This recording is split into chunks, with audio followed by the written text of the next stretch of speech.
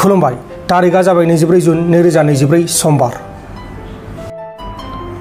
नगाव जिल्लानि सिङाव थानाय लावकुवा वाइल्ड लाइफ सेंचुरियाव सानै फलानफोरा हाग्रा बिफाननि मावथिफोरजों गावथारजादों।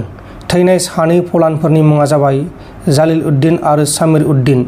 जालिल उद्दीन आरो सामिर उद्दीना बिदा फंबाय जायो। गिबियाव बिसोरो हाथियारजों हाग्रा बिफाननि मावथिफोरखौ गाग्लोबदोंमोन, गोबौ-आसारजों गाग्लोबदोंमोन। बेनि उनाव हाग्रा बिफाननि मावथिफोरा गावसोरखौ रैखाथि होनो थाखाय बा खालामनो थाखाय गुलि गावनायाव बे जाथाया जादों आरो बिसोरखौ गुलि गावखांनानै हस्पिटालावबो लांनाय जादोंमोन, नाथाय रैखा खालामनो हायासै। आसामनि दिग्बयआव सासे सेंग्राया गावनि बिदाखौ गोबौ-आसारजों गाग्लोबनानै बुथारदों। नखरनि बाथ्राखौ लानानै नांलाय खमलाय जानायाव बे जाथाया जादों आरो फंबाया जाथायखौ खालामखांनानै खारखोमानानै दङ। बुथारजानाय बिदानि मुङा जाबाय अजय सुरेन आरो जाथायखौ खालामनाय फंबायनि मुङा जाबाय आनन्द सुरेन। दा बेखौ पुलिसआ एरेस्ट खालामनो थाखाय नागिरगासिनो दङ। गरचक पुलिसआ गाइखेर सिखावफोरनि सायाव अपारेसन खालामनानै सानै गाइखेर सिखावफोरखौ एरेस्ट खालामदों। बिसोर सानैया गंनै ट्राकनिफ्राय गाइखेर खावदोंमोन। हमजानायफोरनि मुङा जाबाय कमल किशोर उपाध्ये आरो दिलीप कुमार, सानैबो पश्चिम बरागावनि थागिबि। गेजेराव हाबसननानै आखाइया दानस'जाबाय आरो आखाइया दानस'जानानै गाहायाव गोग्लैदों। धुबरी डिस्ट्रिक्टनि कमलाझार गलाकगन्जआव सासे हौवासा गथ'आ गावनि बिदाया गुबुन मोनसे हानजाजों बुदलायबाय थानायाव गेजेराव हाबसननानै हमथानो नाजानाय समाव बोरैबा हरखाब बिनि आखाइयाव नांनानै आखाइया दानस'जादों आरो आखाइया हायाव गोलैदों। आखाइ दानस'जानाय हौवासा गथ'नि मुङा जाबाय रिहान हक। रिहान हकआ 9 थाखोआव फरायगासिनो दंमोन। बुदलायग्राफोरा मोननै हानजानि गेजेराव जादोंमोन।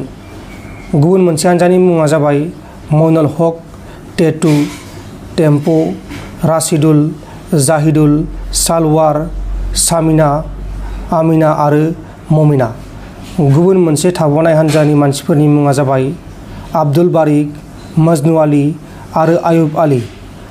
आरो मइनुल हक मोननि हानजाया आखाइयाव सिखा रुवा, सिखा देगा, रुवा, जं आरो बायदि बायदि हाथियार लानानै बुदलायदोंमोन। आरो जाथायनि उनाव मइनुल हकआ पुलिसजों एरेस्ट खालामजादों, नाथाय बेजों थाबावनाय गुबुन मानसिफोरा बे समाव खारखोमानानै दङ आरो बिसोरखौबो एरेस्ट खालामनाय जागोन होननानै पुलिसआ बुंदों।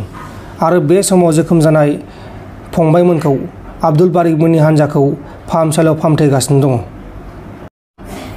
डिब्रुगड़ सिटियाव सासे 22 बोसोर बैसोनि सेंग्राखौ गावनिनो असे बिमा आरो बिफा लोगोसे उन्दै फंबायआ लोगो नांनानै बुथारदों। बुथारजानायनि मुङा जाबाय हिरक ज्योति दत्त। हिरक ज्योति दत्तआ थांनाय गोलाव समनिफ्रायनो गावनि बिमा आरो बिफाखौ फिजिकेलि आरो मेन्टेलि टर्चार खालामबोगासिनो दंमोन।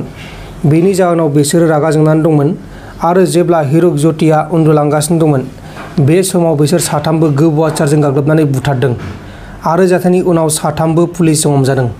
हमजानायफोरनि मुङा जाबाय मनज दत्त, पल्लबी दत्त आरो सुमन दत्त। तेलेंगानायाव सासे गोरबोआव गथ' गोनां आइजोआ गावनि फिसायजों बास स्टपआव बासखौ नेबाय थानाय समाव हरखाब उदै सानाय जानानै बास स्टपआवनो हिनजावसा गथ' जोनोम होदों। गथ' जोनोम होनायाव लामायाव थानाय माखासे आइजोफोर आरो सुइपारफोरा हेफाजाब होदों आरो गथ' जाखांनायनि उनाव बिमा आरो गथ' सानैखौबो हस्पिटालाव लांनाय जादों। बे समाव सानैबो मोजां थासारियावनो दङ। नोंथांमोन दिनैनि खौरांफोरा बेखिनिल'मोन। बेखिनिसिम नायनायनि थाखाय नोंथांमोननिसिम रोजा रोजा साबायखर। गोजोन्थों। एसेनोसै। जै बर' हारिनि।